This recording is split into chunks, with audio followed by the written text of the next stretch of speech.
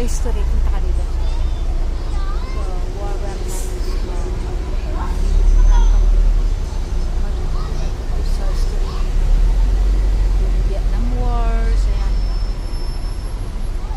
Tapos yung paano yung pag-torture sa kanila. Nakakaawa.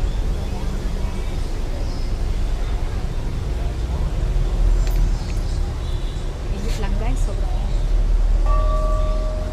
Tsura kong kala ko. Pero, ang ganda naman. Hindi naman ako.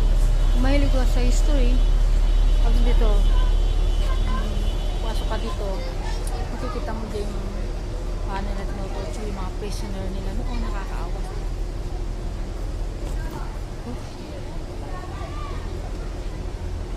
Yan sa Ho Chi Minh. Hello, bata.